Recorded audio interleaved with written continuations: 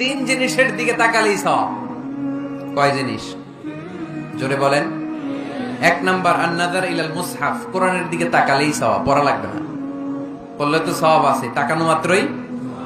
দুই নাম্বার আন-নাযার ইলা ওয়াজহিল ওয়ালিদাইন, মা বাবার চেহারা, মা বাবার খেদমত করলে তো সওয়াব আছেই, টাকা দিলে তো সওয়াব আছেই, কিন্তু মা বাবার চেহারার নজরের দিকে যদি রহমতের নজরে একবার তাকান, একটা কবুল হজ করলে যেই সওয়াব, ওই সওয়াব আমল নামাই দিবে কে? মা বাবা এমন জিনিস আমরা চিনলাম না। আমরা পীর সাহেবের দরবারে লাউ নিয়ে যাই আর গান গাই, সাদের লাউ বানাইলে মোরে আগা খাইলাম, ডগা খাইলাম, খাইলাম না ডুগডুগি না। তো কই লাউ নিয়ে যান আপনি, কই হাদিয়া নিয়ে যান? আসল পীর সাহেব তো আপনার ঘরে। আপনার আব্বা সবচেয়ে বড় পীর সাহেব, আপনার আম্মা জান আপনার জন্য সবচেয়ে বড় পীর সাহেব।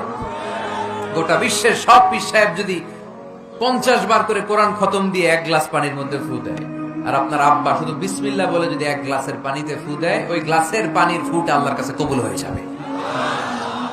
এজন্য বিশ্বনবী বলতেন, আল জান্নাতু তাহতা আকদামি উম্মাহাতিকুম।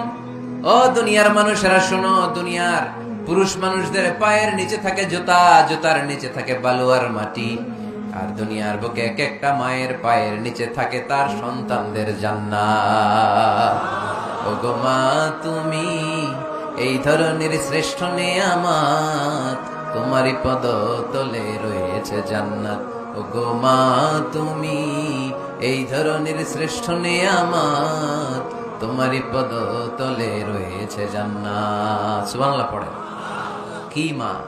এই মারে আমরা চিনি না। লাউ কাতা'তা জিলদাক, তোমার গায়ের চামড়া কেটেও যদি মাকে জুতো বানিয়ে দাও, ওই যে ছোটবেলায় দুধ খাইছিলা, এক ঢোক দুধের শোধ আদায় হবে না। এক ঢোক দুধের শোধ আদায় হবে না। ওই মা। 3 বার বললেন আল্লাহ রাসূল এই মায়ের কথা। কয়বার? আল্লাহ হাবিব বললেন মা মা মা, তারপরে মা কয়বার? বাবা কয়বার?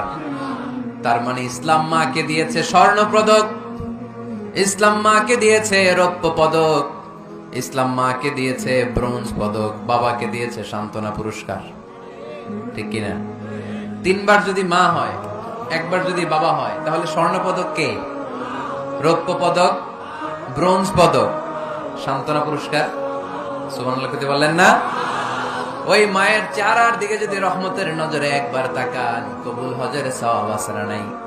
তাহলে 1 নাম্বার কোরআনের দিকে নজর করলে সওয়াব, 2 নাম্বার মা বাবার চেহারার দিকে নজর করলে সওয়াব, 3 নাম্বার আল্লাহর কাবা ঘরের গিলাফের দিকে যখন নজর করে তাকাবেন, 20টা রহমত নাজিল করবে কে?